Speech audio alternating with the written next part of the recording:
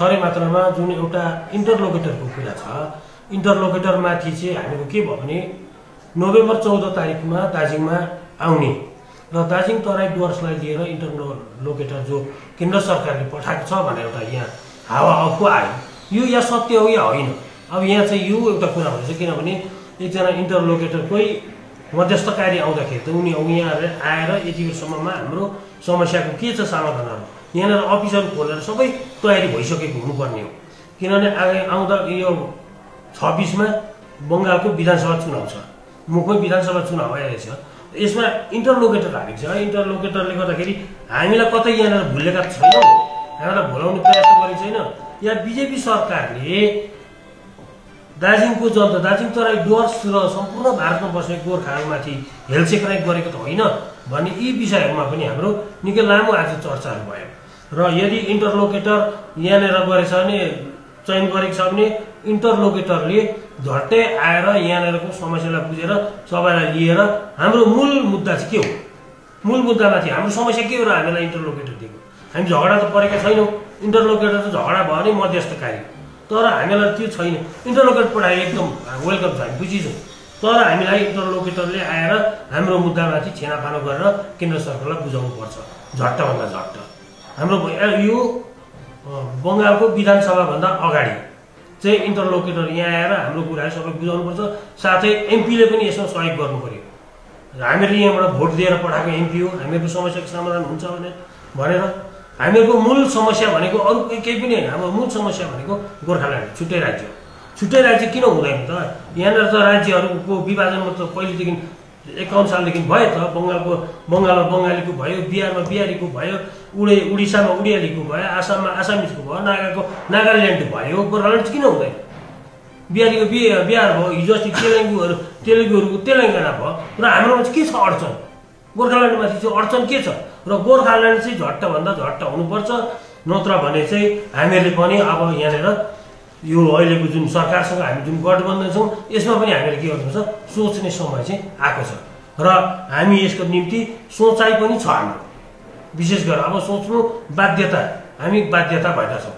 र अरू अन्यमा यहाँ साथी हाम्रो सभापति, आञ्चलिक सभापतिले राख्नुहुनेछ। सुन्नुहोस् न, पछिल्लो जुन चाहिँ केन्द्रमा बैठक भयो त्यो समय तपाईँहरूकै भाजपा गठबन्धनले पनि थियो अब फलाफल आउने मात्रै फलाफल निक्लिने समय हो, तर फलाफल त आएन, इन्टरलोकेटर आयो नि।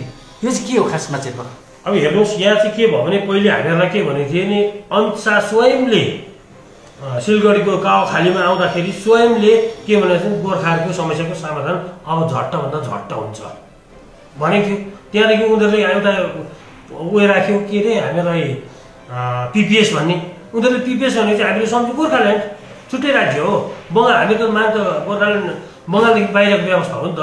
त्यसले गर्दाखेरि झट्टै समाधान हुन्छ भनेपछि हामीले उनीहरूको कुरा मान्यौँ। किनभने अमित शाह भनेको त गणतान्त्रिक देश, ठुलो देशको गृहमन्त्री हो नि त, सानो कुरा त होइन नि त। गृहमन्त्रीले एकपल्ट एउटा शब्द बोलेपछि त त्यो कुरालाई त मान्नु पऱ्यो नि त, त्यो त गकिलो कुरा हो। त्यसले गर्दाखेरि हामीले पनि पत्यायौँ कि पिपिएस भनेपछि पिपिएस हाम्रो गोर्खाल्यान्ड हो। उहाँहरूले त त्यो उयसमा पनि लेखेकै हो, फैसलामा भोट अगाडि उनीहरूले जुन अपिल गरेछ, अपिलमा पनि गोर्खाहरूको समस्यालाई हामी समाधान गर्छौँ, पिपिएस दिन्छौँ भनेकै हो। त्यसले दिन्छु भन्दाखेरि हामीले छोड्नु त भने हामीहरूलाई चाहिँ भएको घटना चाहिँ यो हो खास गरी। तब उसो भए के लाग्छ, पहाडमा जति पनि गठबन्धन दल छ भाजपाको, के सही मुद्दा केन्द्रलाई बुझाउनु नसकेको त्यही कारणले इन्टरलोकेटर यहाँ आएको हो भन्ने एउटा प्रश्न चिन्ह खडा भएको छ। यसमा के भन्न चाहनुहुन्छ? हामीले चाहिँ केन्द्र सरकारलाई चाहिँ, म युवा थिएँ, म युवाको भाइस प्रेसिडेन्ट थिएँ, डिआरवाईको भाइस प्रेसिडेन्ट थिएँ म, जुन समयमा चाहिँ 98 सालमा यहाँबाट गएर हामीले दिल्लीमा सबैभन्दा 110 जनाको टोली लगेर हामीले गएर त्यहाँनिर मेमोरेन्डम चढाएको गोर्खाल्यान्डको विषयमा। यति डरलाग्दो मेमोरेन्डम र किताबहरू लेखेको छ, यति साह्रो बुझाइसकेको चाहिँ अब योभन्दा बेसी बुझायो चाहिँ केन्द्र सरकारले बुझ्नु पनि सक्दैन। त्यति बेसी चाहिँ हामीले समस्या समाधानको लागि बुझाएको छौँ। जति बेसी मदनलाल खोराना संसदीय कार्यमन्त्री थिए, उहाँलाई पनि दिएको हामीले। वाजपेयीको टाइममा हो, वाजपेयी सरकार हुँदाखेरि लगेर 98 मा हामीले बुझाएको। अब त्यहाँबाट पनि एलके अडवाणी गृहमन्त्रीलाई दिएको, गृहमन्त्री आइए बैठे भनेर हामीलाई त अझै त्यसरी भनेको। त्यस्तोसम्म गरेर बुझाएको थियौँ कि केन्द्र सरकारले त्यति समस्या बुझ्दैन होला र।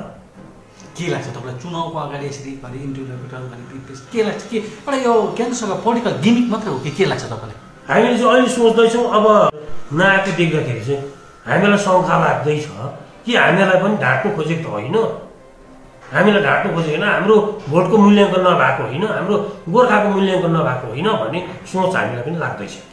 के गर्नु छ यदि 26को निर्णय के छ तपाईँको चुनाव? अब हाम्रो समय छ, अहिले समय छ, अहिले त्यो भोटको लागि हामी गएका छैनौँ।